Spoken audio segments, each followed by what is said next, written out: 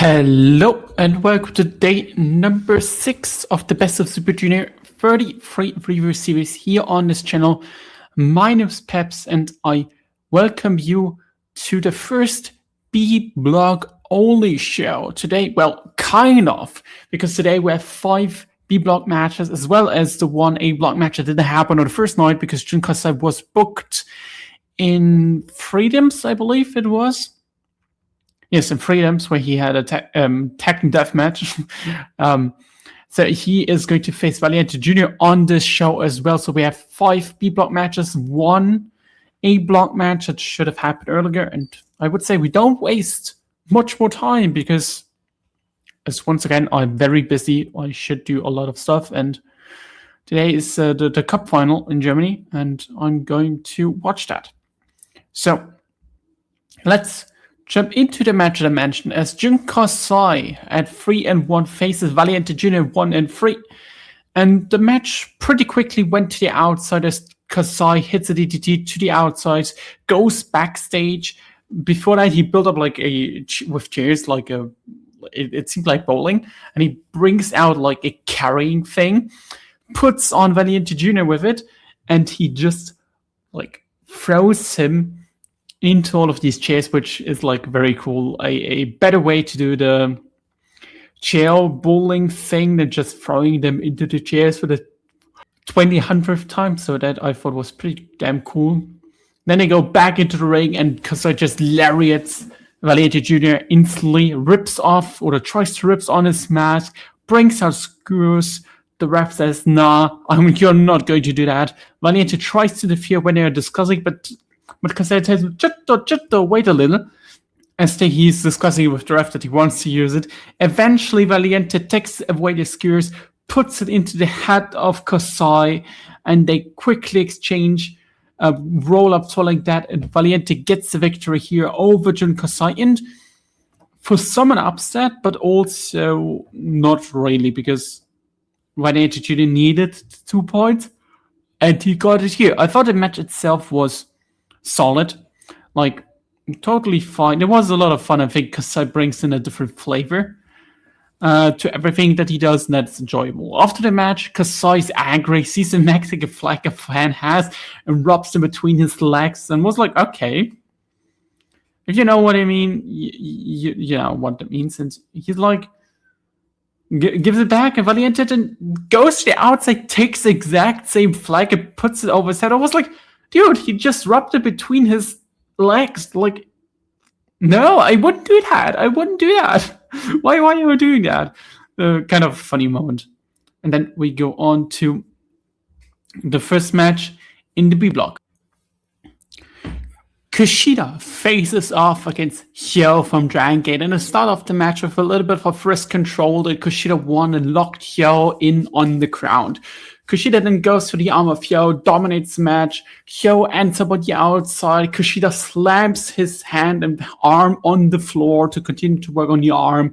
Hyo finds his comebacks with his high-paced offense, including a cutter out of nowhere to take out Kushida. Kushida steals the leopard that Hyo has ringside all the time, throws it into the ring, uses the distraction to drop kick Hyo, and the leopard out of Hyo's mouth gets hanged by the rope, which was like hilarious and looked perfect because Hyo after that ends up in an armbar. The cameraman just filmed right between the hanging leopard and Hyo getting his arms like ripped apart basically. Osprey posted it as well on social media. That kind of went viral there. That was pretty damn good. That looked awesome. Roll up then by Hyo to get out of it, but Kushida locks in the armbar completely again. Hyo escapes that, quickly lands in the hoverboard lock again. Hyo once again caught Kushida in multiple pinning attempts, but again transitioned into an arm lock. Hyo escapes once again, DDT by him, hits the hunting. 1, 2, 3. And with that, Kushida goes 1-4 in the GP, in the Best of Super Junior. A bit of a surprise, I would say. I didn't expect it to happen here, but Hyo picks up a huge victory for him, which is good, you know, good for him. Kushida on the other side well, he needs to do something. He needs to win matches soon. Match number 3. So Daisuke Sasaki losing to Jacob Young in a short outing. This was a fast start with Sasaki going for the cross-side right out of the gate. J tries to interfere, but Sasaki uses in-ring IQ to outplay him. Dangerous JAY quickly gets the advantage for a bit, but gets once again outplayed by Sasaki, which was pretty good. Sasaki then hits an elbow, misses it, which gives JAY an opening to including a great lariat. But once again, Sasaki uses his in-ring IQ to escape the offense. But this time, he gets caught in a backbreaker and a reverse DDT for a good 2 count. Sasaki gets then the crossface shortly after in, but J interferes to break up the pin. Zayn continues to distract the referee. Sasaki brings out a chair, but JAY drop kicks him, bites the dust on the chairs, throws the chairs out, goes for the pinfall, and gets the 3 count on Sasaki. This was a pretty short, one of the shorter matches of the night. I think it went like 6.5 minutes or so. It was solid. JAY picks up an important victory for him to get to 4 points. He pinned Kushida and Sasaki back-to-back, which are 2 big wins for him. Sasaki, with that, after 3-0 start, gets a little bit nerfed. Next up, we have match number 4.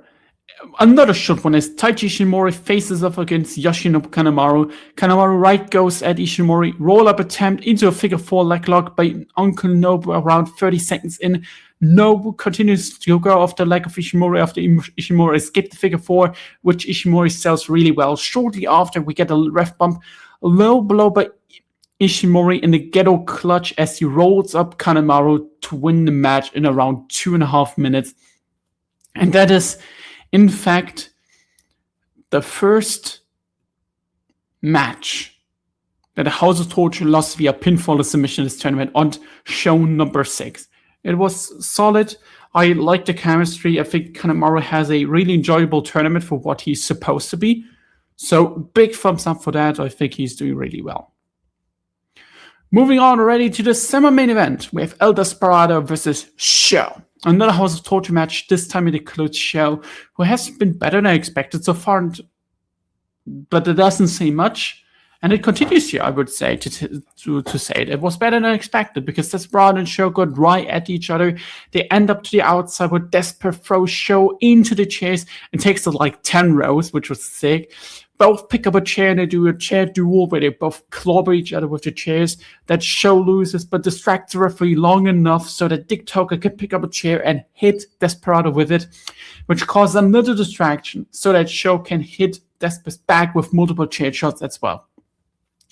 From then on, we have the Show completely in control, going for the arm of Desperado, including tying his arm to the turnbuckle, kicking it, before eventually Desperado started his comeback.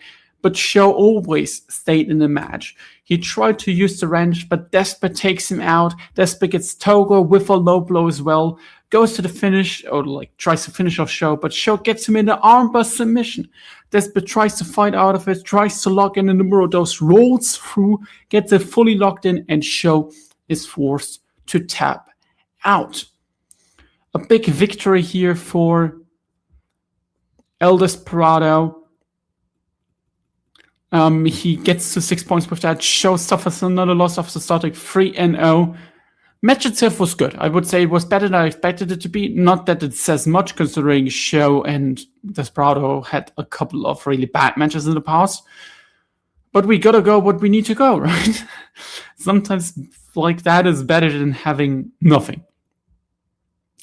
And with that, we're already at the main event. Robbie Eagles against YOH. And that is an interesting choice to be the main event, considering normally you would expect him to just go with Show versus Desperado, considering it's the biggest match. But let's see how this plays out. They do the normal sequence before YOH goes to the outside and counters a Robbie, oi, with Yano, Taru, for just jokes and laughs, I would say, which was pretty funny. They get back into the ring. Robbie works over the leg of YOH. They work a little, trade solid moves, and sequences before Robbie gets YOH into the leg and follows it up with a drop kick, also focusing on the leg before getting the leg submission locked in. They start to trade forms and chops in the middle of the ring, followed up by kicks. YOH hits 2 super kicks in a row. Frank is set up by YOH, but grabs the leg, which gives Robbie enough time to power up, but YOH still gets the love at the end as he hits a 3rd super kick in a row. Run mirror special by Robbie Eagles follows, but high knee by YOH, backpack by Robbie. YOH powers up, super kick by Eagles, 450 on the leg. YOH tries to cut Eagles in multiple small packages, but Eagles kicks out multiple times. Brainbuster attempt countered, brainbuster attempt by Eagles, but midway through, he just drops YOH and it targets fully the leg. Lariat by YOH, both are down.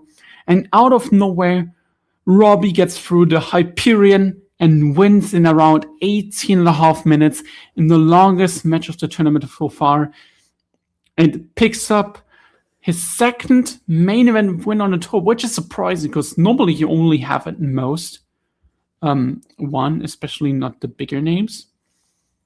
But still, I would say this was a pretty damn good match. This was by far the best match of the night. Both of them had a great performance. I think Robbie Eagles especially is just so good. Like I said it before, whenever he fills in, regardless where he is on the card, he always tries his best and it just works super well. Big thumbs up for the main event.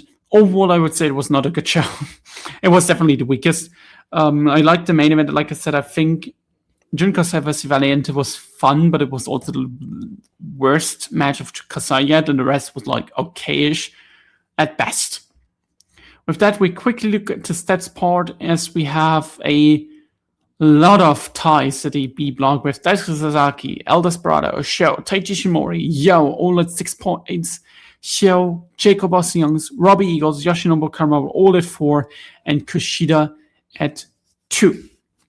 With that, we have day number 7 tomorrow in Kyoto, the KBS Hall, with a great card in my opinion. Daiki Nagai vs. Francesca Akira, Master Water vs. Valiente Jr., Rusuke Taguchi vs. Kosei Fujita, Titan vs. Robbie X, and the main event, Jun Kasai vs. Nick Wayne. I can't wait for that.